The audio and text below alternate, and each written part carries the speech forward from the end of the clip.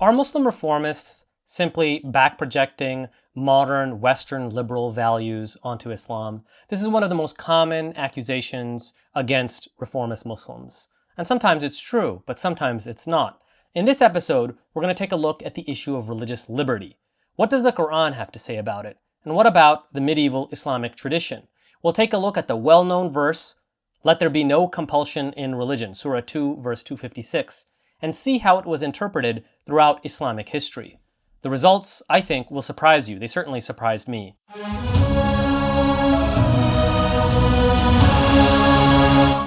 Hello everyone, I'm Dr. Javad T. Hashmi, and this is The Impactful Scholar, the official YouTube show of MPAC.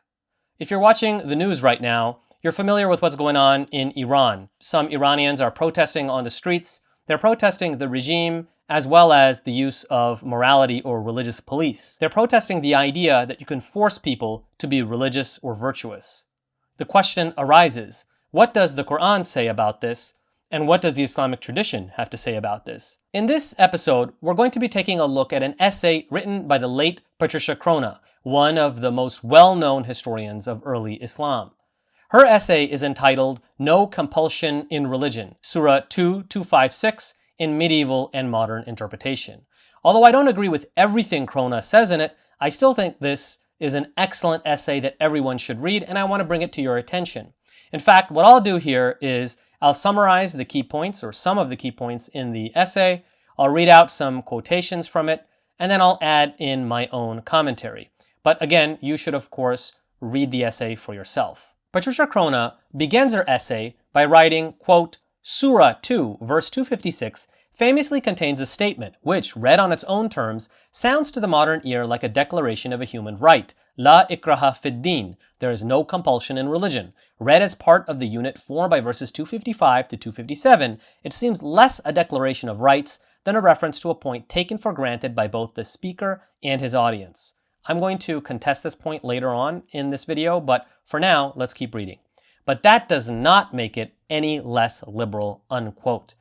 So here she's saying that the verse on its own does seem to be very quote-unquote liberal. She will ask in her essay, well, what did the verse actually mean when it was first recited? And what might a modern historian take the meaning of the verse to be? Even though I found this essay to be excellent, as I've already said, one of the things that I think is unfortunate about it is that she kind of buries the lead. It's only very deep into the essay, or at the very end of the essay, that she brings her own conclusion. And I think that should have been brought up to the beginning of the essay and highlighted, because I think you could easily miss it. And that's why I'm going to actually start with her conclusion. What is the conclusion reached by this very critical scholar of early Islam, Patricia Crone? Does the verse 2:256 actually entail religious freedom, as Muslim reformists argue, and now is widely held by modern Muslims, whether conservative or liberal, by the way? Or does it say what we'll see the Islamic tradition had to say about it, which was something less than complete religious freedom? So what conclusion does this critical scholar of Islam, Patricia Crone, reach? Well, buried deep in her article, she argues that it is indeed a declaration of a universal right for religious freedom. She argues this because, quote, "above all, there are several other tolerance verses in the Quran. Above all, Surah 10, verse 99. If your Lord had wanted it, everyone on earth would believe, all of them. So will you force people to become believers?" And this verse here does use from the same word, ikrah, which means coercion or compulsion. So it says tukrihu, which means to force people, and it forbids that. Here, she writes, here it is explicitly ikrah by humans as distinct from God, which is being rejected, unquote. So she comes to the conclusion that, quote, "if this is accepted, the pericope, that is the Quranic passage, reflects a milieu in which everyone knew that one could not use compulsion in matters of religion, in the sense that it was wrong to do so, whether actually forbidden by the law or otherwise." Now, I think this requires some pushback here. I don't think it was taken for granted because obviously the Arabian pagans were denying the religious freedom of the Prophet and his early followers. And it was the Prophet and the Quran which were fighting for this religious freedom. However, maybe she is right to say that at some level, that society acknowledged the idea of religious freedom, and that is what the Quran is tapping into and saying, hey, let's make sure to follow this, because as Crone acknowledges, this is the case whether or not it was actually practiced or not. That is, if religious freedom was actually allowed in practice as opposed to simply in theory. Patricia Crone also pushes back against the idea that religious freedom is simply a modern Western idea. Instead, she traces the idea all the way back to an early church father named Tertullian. She writes, quote, "The concept of religious freedom was pioneered by the North African Christian Tertullian, who also gave the concept its name. Now Tertullian wrote, quote, 'It is ordained by both man-made and natural law that each person may worship whatever he wishes,' unquote. He also said, 'It is not for religion to compel religion,' which is something taken up voluntarily, not under duress. In the same vein, another North African, Lactantius, said that there is no need of force and injury because religion cannot be forced." So this pierces the claim that religious freedom is simply a modern Western ideal and Muslim reformists are simply back projecting that on to early Islam and the Quran. What Patricia Crone concludes with is that this idea was present in early Christianity, and then it was taken up by early Islam as well in the formative period. It was taken up by the Quran and by the Prophet Muhammad. Now, why did the Islamic tradition move in a different direction? Why did it, for example, start enforcing punishments against apostates, heretics, and blasphemers? Why was it that slowly you had this kind of idea of forcing people to be religious, the precursor for what is today called the religious or morality police? Well, first we have to see what happened in Christendom, and then we'll see that this is similar to what happens in the Islamic case. So Patricia Crone writes, quote, and now she's talking about the Christian case, she writes, quote, "By the end of the 4th century, however, Theodosius I had ordered the pagan temples to be closed, and he banned public and private sacrifices along with other pagan devotional acts, classifying them as treason punishable by death, though well over half the population of the Roman Empire may still have been pagan at the time," unquote. So what she's arguing is that some of the early Christian figures supported religious freedom. Why? Well, it's obvious. They were in the minority. There was some level of persecution by the Roman authorities. Now, this has been greatly exaggerated, and some historians have pushed back against this. We can talk about that another time. That topic did come up in my debate with Robert Spencer. But the fact is that there was some level of persecution, and so it's obvious why the Christian church would endorse, as a minority, the Christians would endorse religious freedom. Well, once Constantine converted to Christianity, this starts to change. Now, it wasn't really with Constantine, by the way, that the real change happened. It was with the rise of Theodosius I. He banned the pagan temples, and he pretty much made paganism, the practice of it, pretty much illegal. And after this time, Christianity goes in the opposite direction of enforcing religion by the point of the sword, that is, by the state authorities. And this was a belief that was adopted by the church, and the Catholic Church upheld this idea up until modernity, only in 1965 reversing this with their document Dignitatis Humanae, which reversed this and said, now we disavow the idea of using force to bring about religiosity. Prior to this, they had the doctrine that, quote, error has no rights, that even though Christians, and really they meant Catholics by the time of Catholicism, although Christians have the right to religious freedom, people who follow false religions don't have a right to follow their religion because, quote, error has no rights. But we'll see that the Quran does not accept this view and instead takes up or affirms the view of the early church, as Crone writes in her article. So she writes, quote, Surah 2, verse 256, must be downstream of all this, for what it expresses is a principle inconceivable in a genuinely pagan world. There was no religious freedom in the pagan Near East and Mediterranean before the rise of Christianity. What religion stood for was a particular set of laws and customs, which one adhered by virtue of having been born into the community in question. What she's arguing is that in pagan societies, you followed the cult. You basically had civil religion, where the practices that you followed were important for maintaining cohesion of the society. With the rise of Christianity, you now have an emphasis on belief. So she writes, quote, the rise of Christianity changed all this. Civic religion for them was a matter of choice, and it was in response to the persecutions that they thereby brought upon themselves, that is, in the time of the early church, before the conversion of Constantine. At that time, they stressed the freedom of the individual to choose his or her own beliefs, unquote. She writes, and we're talking about Crone again, she writes that La ikraha fid din is closer in wording to the snappy formulations of Tertullian and Lactantius than to those of the Greek Christians, let alone the pagan philosophers. But what matters is that the concept of religion reflected in the verse is that of late antiquity, not that of a genuinely pagan world beyond it. In Quran, Surah 2, verse 256, as elsewhere in the Quran, religion is a set of beliefs about a single universal God freely chosen by the individual, not communal ways centering on an ancestral god or gods, unquote. By the way, this also is something that I think pushes back against this recent trend in religious studies, which is to imagine that the concept of religion is something distinctly modern, it's distinctly Protestant, and that it was then kind of exported to the rest of the world.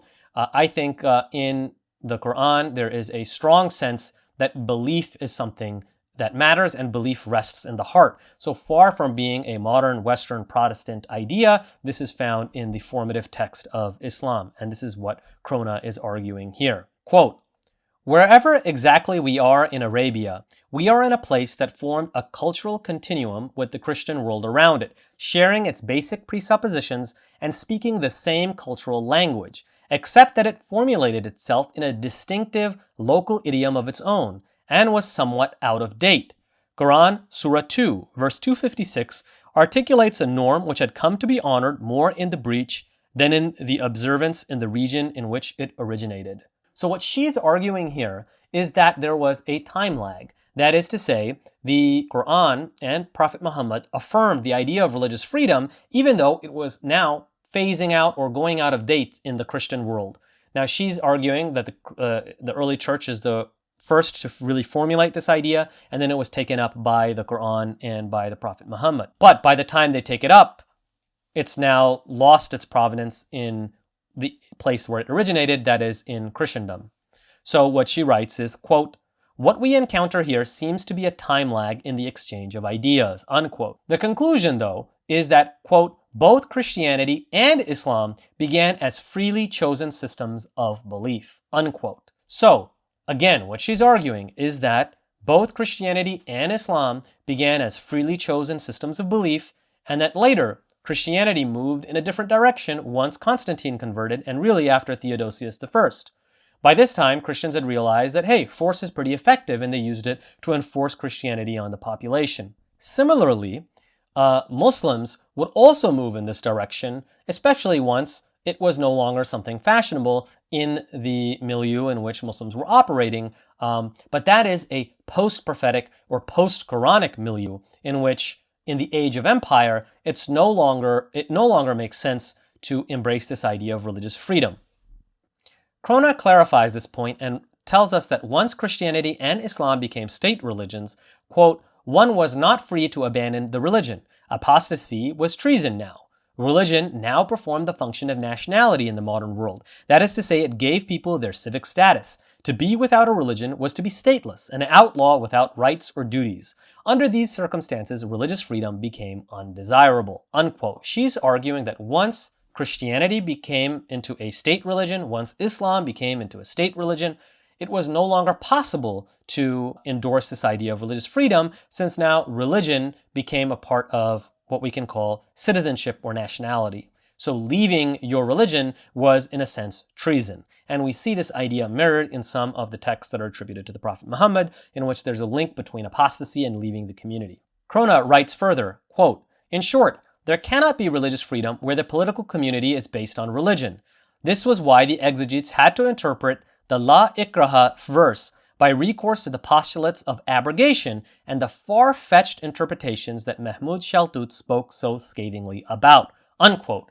So who is she talking about here? Shaltut is actually one of the Islamic modernists that Patricia Crone started reading at the end of her life. She had written about the Islamic modernists that at first she had dismissed them as being merely apologetic. Later, however, she realized that despite this layer of apologia that is definitely present in their works, that, hey, some of the things that they're arguing seem to be absolutely right. And this is the case, she argues, in the case of religious compulsion. The Islamic modernists are absolutely right to state that the Quran does not at all endorse religious compulsion and in fact goes in the opposite direction and condemns it. So the classical or medieval exegetes had to actually invoke abrogation and other far-fetched interpretations, that is textual acrobatics, in order to move away from the plain sense or obvious understanding of these Quranic passages. So we see here an inversion of the claim that's often been made that it's the Muslim reformists who are engaging in textual acrobatics. In fact, however, it is often the case that it is the medieval Islamic exegetes who have often engaged in textual acrobatics in order to move the Quran away from its original meaning to its original audience and move it closer to what orthodoxy would later accept. This is a concept that I go into great detail in a recent article that I have submitted. Once it gets published, I'll make sure to make a video on it. In summation, Patricia Crone comes to the conclusion that the Quran, in truth, in its original context, in its original meaning to its original audience, did indeed absolutely prohibit religious compulsion. It was a universal grant of religious freedom. This conforms to what another Western scholar of Islam, another historical critical scholar, Professor Juan Cole, says. He writes in his book, Muhammad, the Prophet of Peace, quote, "The Quran gives Lockean grounds for warfare, reacting against civil and property wrongs as well as against pressuring individuals over their internal beliefs," unquote. What he means by Lockean grounds is, of course, he's referring to John Locke, the founder of modern liberalism. So what we're seeing now is that just because something is concordant with modern liberal ideals doesn't mean that they are the ones who invented it and that there couldn't be any corollary of that in the Quran or in early Islam, or for that matter, in early Christianity. All right, now you might be saying, hey, is this really just an interpretation of Muslim reformists? This is actually now the understanding of the vast majority of Muslims today, including conservative Muslims who embrace the idea of religious freedom, at least to a large extent. They do read verse 256, as a grant of religious freedom. However, what Crone's article shows is something quite depressing. In fact, the medieval Islamic tradition moved away from this obvious understanding of the verse and moved in a completely different direction. So she finds that the medieval Islamic exegetes and jurists came up with, she says 3 positions, but really I ascertained 4 positions from her work. The most common one is, of course, the catch-all abrogation. They claimed that this verse 256 was abrogated. Now, the fact that they had to claim that it was abrogated is proof that they acknowledged that the most obvious reading and the meaning of this verse in its original context was indeed a universal grant of religious freedom. Otherwise, they wouldn't need to posit the idea of abrogation. Again, this is a point that I bring out in my article that I recently submitted. So I'll get into this in more detail later. The second most common way of explaining away this verse was to claim that the verse is applicable, that is, let there be no compulsion, is applicable to a bygone historical situation that no longer applies, and that therefore this verse is not relevant anymore in that same way. The third way that the classical or medieval Muslim exegetes and jurists took this verse was to say that it refers only to dhimmis, that is, to the non-Muslim citizens, protected people, which had kind of second-class status compared to Muslims. Now, even though they had second-class status compared to Muslims, keep in mind that this was a much better position than minorities, for example, faced in the Christian West at this time. So we need to keep that in mind. This kind of interpreting away of the verse is something that I call in my article recasting. That is, the medieval Muslim exegetes are recasting this verse and trying to put it into a new context, claiming that it only refers to dhimmis or Jews and Christians and other protected peoples, but that it doesn't refer to, for example, the Arabian pagans. Because remember, according to the medieval Islamic tradition, medieval pagans were not given the choice of religious freedom, but instead were forced to convert to Islam. Now, the problem with this interpretation or this position by the medieval exegetes is that it doesn't fit the data. In fact, all of the verses, or the vast majority of verses that are dealing with this, are actually talking about the religious freedom in relation to the Arabian pagans. For example, the verse that we just showed, Surah 10, verse 99. The other most common verse that you can think of is to you your religion and to me my religion. This is obviously, if you look at the surah in context, is referring about Arabian pagans, not about Jews and Christians. So if we look at, and we'll look at into detail all of the different verses that talk about religious freedom. I actually don't think Patricia Crone did a good enough job of it in her essay. Perhaps that's not what she intended to go about doing, but in another video, I will go into all of the verses that are, or most of the verses that I can find that are on religious freedom, and we'll see that this is a recurring theme throughout the Quran, such that we cannot claim that it excludes the Arabian pagans. So this interpretation just doesn't make sense. Now, there's a different problem with this position that Patricia Crone brings up in her article. She writes, quote, "Forcing non-Muslims to live as dhimmis under Islamic law is obviously a form of religious coercion, as was generally admitted in pre-modern times. Forcing people to become Muslims and forcing them to become dhimmis were different forms of ikra ala din al-haq, as different scholars have said in the pre-modern time without the slightest embarrassment. Was the infidel fought for anything other than religion, as one scholar so memorably asked? Simply to show that conquered peoples could keep their religion as dhimmis did not solve the problem," unquote. In other words, the pre-modern scholars were honest and argued that there was a form of religious coercion or compulsion upon non-Muslims. This is something that maybe modern orthodoxy has a bigger problem of admitting. Now, there's another problem that Patricia Crone brings up, which is the fact that in traditional or medieval Islamic law, the apostate from Islam was to be punished with death. This is obviously a form of religious coercion or compulsion that violates the idea of, quote, "let there be no compulsion in religion." It's obvious that you're compelling them to not leave the religion or convert to another religion. Now, one could conceivably argue that this does not fall under the Quranic injunction, and it doesn't fall under the Quranic injunction since it's not coercion. But this is not very convincing. In fact, Crone finds that even the medieval exegetes and jurists understood that this was indeed a form of coercion in the religion. And so she's talking about their viewpoint, and she writes, quote, "The whole ummah is agreed ala ikra al-murtad al-Islam, as Ibn Hazm remarks in his comments on the verse," unquote. So we have to figure out, how do we reconcile the fact that the Quran says, "let there be no compulsion in religion" on the one hand, yet the Islamic tradition is, or in the medieval Islamic tradition, is united on the fact that the apostate is to be killed and coerced back into the religion. So the bottom line is that position 3 doesn't really work. So what's the fourth position? The fourth position that the medieval Islamic tradition took is one that I found the most fascinating. They basically said that this verse is not actually saying "let there be no compulsion in religion," but it's simply making a descriptive statement that there is no such thing as compulsion in religion. In other words, they converted this verse from a prescriptive or injunction to a simply descriptive claim. Crone writes, quote, "There is no compulsion in that which is truly religion, which is the acts of the heart, as opposed to that which is open to coercion, namely external conformity," unquote.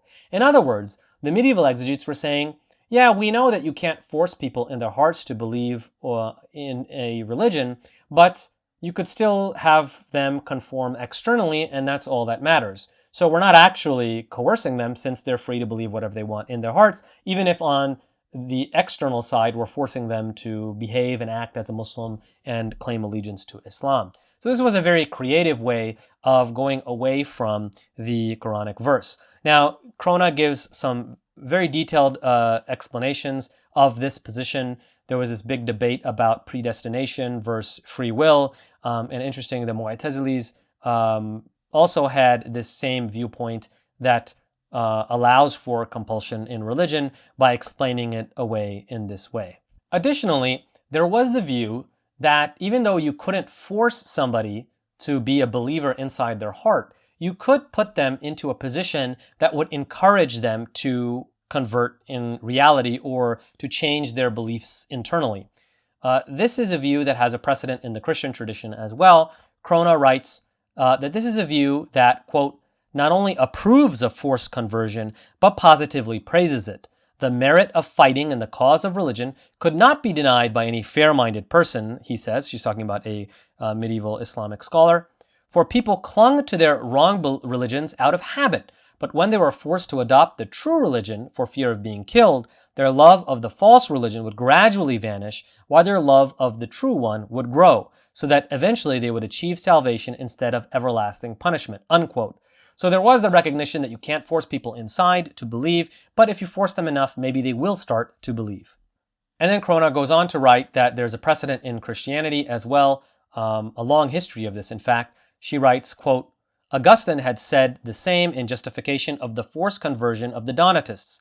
Many, these were heretics, so Augustine had justified their forcible conversion, and he was of the view that many were glad to be delivered from the tyranny of custom, the cloth of ignorance, and parental example. Surely the use of a little force in things temporal was worth the eternal gain, unquote.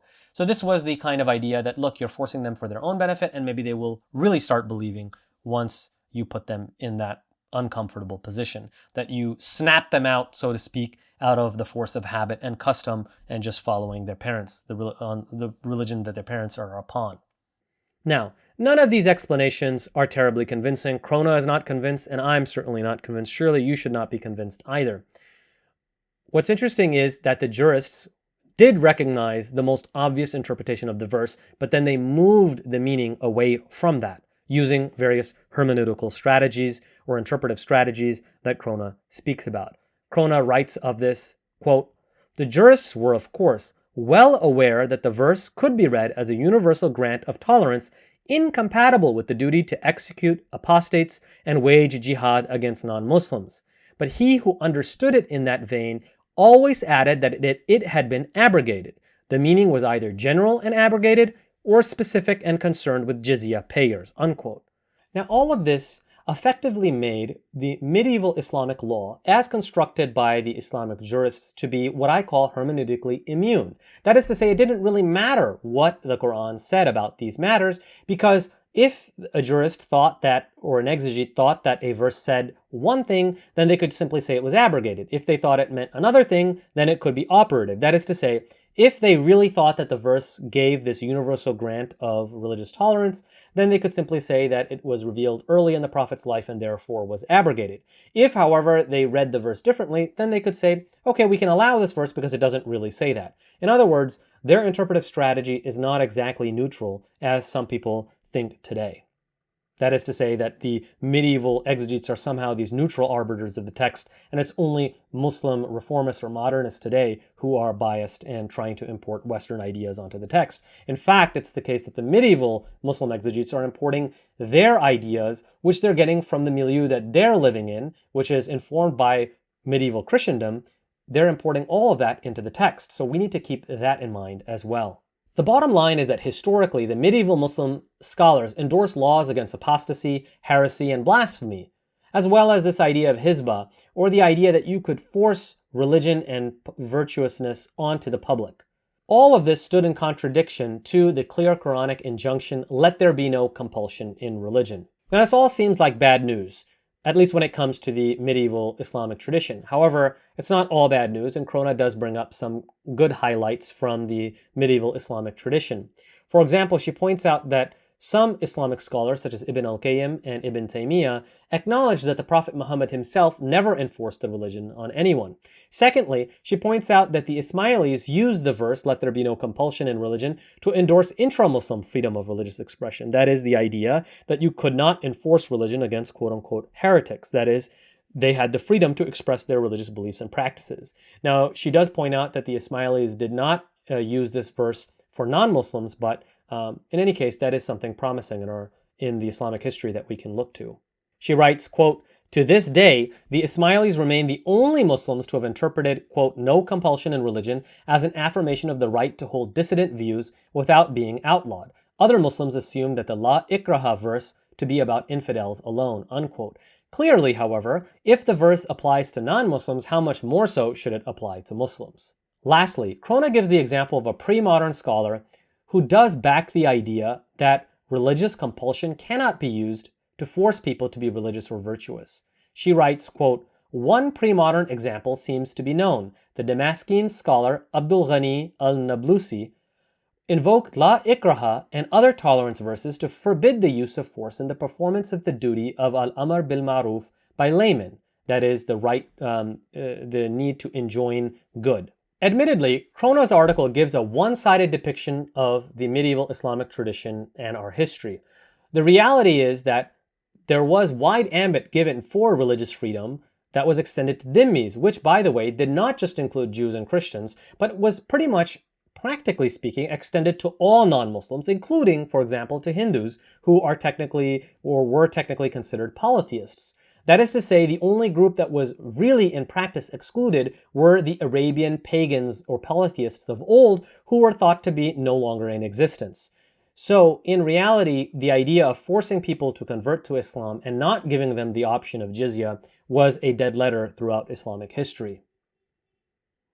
So to dhimmis, there was this wide ambit of religious tolerance that was given. Now, for the modern period, that's not enough because dhimmi status is, in a way, second-class status. That may have been okay in the past compared, or just relatively better than what was given in medieval Christendom, but that still doesn't justify it from a moral standpoint. And certainly not from, I would argue, a scriptural standpoint either. So the point is that the Islamic tradition can't be characterized as black and white. There was an aspect of religious freedom that was practiced in the medieval Islamic tradition. I'm simply arguing here that now we need to move to an even more expansive understanding of it based on the Quranic text itself. Fortunately, most modern Muslims, including even conservative Muslim scholars, do understand Surah 2, verse 256, as being a declaration of religious freedom, even if some of them exclude certain groups such as apostates, blasphemers, and heretics from its ambit, and even if some of them endorse the idea of religious police. Even so, they at least acknowledge the principle of religious freedom, and that's something that we can work with today. Unfortunately, there's something of what can be called cognitive dissonance, in the sense that they embrace the idea of religious freedom, but they don't acknowledge that the Islamic tradition itself moved away from this understanding. So Patricia Crone writes about this, quote, the fact is that the modern concept of religious freedom and the Shari'i rulings regarding infidels simply do not go together, so that there are only two ways of being coherent, namely to acknowledge that what worked in the past does not work today, or to reject the whole notion of religious freedom as mistaken. Open recognition of the time-bound nature of the tradition is still uncommon, at least in the material on the La Ikraha verse that I have seen, unquote. Now, I think Patricia Crone is being a little bit unfair here. There are several Muslim thinkers, including many Muslim modernists, who have argued that the Islamic tradition simply got it wrong, and they're just honest about that. I think that's the best way to go forward, to just say, look, the Islamic tradition got it wrong, we're moving in a different direction based on our understanding of the Quranic text. But there's another point, which is that more conservative Islamic scholars need to reimagine the Islamic tradition and history that's part of constructing orthodoxy in the present period. So we should kind of give them leeway in doing this, even if, as historians, we have a problem with the accuracy of this approach. Crone mentions that Pope Benedict XVI wrote something against the Quran and said that the verse about let there be no compulsion in religion was abrogated, that it was from the early period of the Prophet's mission, and that it was subsequently abrogated. Crone writes that 38 Muslim scholars responded in anger to the Pope and told him to recant what he said. And she writes about this, quote, they, these modern Muslim scholars, engaged in what to a historian was misrepresentation of their own tradition, refusing to acknowledge that past Muslims had subscribed to doctrines that they themselves no longer believed to be valid, unquote. Now, whereas I think Crone is correct to point out that this is not quite accurate, on the other hand, I would point out that the Catholic Church and the popes themselves engage in this process of reimagining their tradition. In 1965, the Catholic Church issued the document Dignitatis Humanae, in which They reversed their long-held belief that, quote, error has no rights. Now, Catholic traditionalists will imagine that this was just a natural development from the Catholic tradition, that it wasn't repudiating what past Catholic popes had said. But a historian would look at the past historical record and say, well, that's not quite accurate. Really, it is a complete reversal of doctrine. But traditionalists need to imagine that they are being faithful to the tradition even as they creatively reimagine it in the present. This is a natural part of the construction and the reconstruction of orthodoxy, whether this is Christian orthodoxy or Islamic orthodoxy. I think Western critical scholars need to recognize that this is a process and give them the leeway to do this from a theological perspective, even if from a historical or scholarly perspective, we may think it not to be very accurate. I think, in other words, it is a good thing that they're reimagining the past, even if they're taking some creative liberty to do so. So Crone writes, quote, the relationship between believers and historians would not be so tense if the possibility of legitimate doctrinal change were acknowledged, but it rarely is, in part, no doubt, because Muslims are feeling on the defensive, unquote. Yes, that is one of the reasons, but the other reason is, like I said, traditionalists do need to imagine that there's this continuity in the tradition, even though Western historical critical scholars, and it's not just Western, modern critical scholars will note that traditions have changed throughout the vicissitudes of time, and that's just the natural way of religion. In any case, there are liberal reformists today, modernists, who simply acknowledge that we got it wrong in the past and we need to move forward, and I think that's the most honest way. But nonetheless, I want to give leeway to our conservative traditionalist friends. The bottom line is that Crone's article shows that the original meaning of the Quranic text was indeed a universal right of freedom of religion, and that's something that we should embrace and endorse today. Another important point that Crone makes is that the Islamic modernists were not inventing whole cloth a new interpretation, but rather they were going back to the original meaning of the text as it was understood by its original audience. She writes, quote, thus began the great rediscovery of the fact that there is freedom of religion in the Quran and the gradual dismemberment of the tradition, unquote. All right, let's bring it all together. The Quran endorses freedom of religion. The tradition embraced some aspect of this and gave wide latitude to religious minorities within its lands, but it did not fully embrace this concept of religious freedom that we're only really able to embrace in the modern period as Muslims rediscover and re-understand their texts. And I think a historical critical approach can actually help them and show them that this is actually what the original meaning of the text really was. Sorry for making this really long-winded. This was an important article. I think it's important that we go through it. In a future video, I'll go through the other verses of the Quran that reinforce this idea of religious freedom. Thank you so much. Make sure to like, subscribe, and share, and see you soon.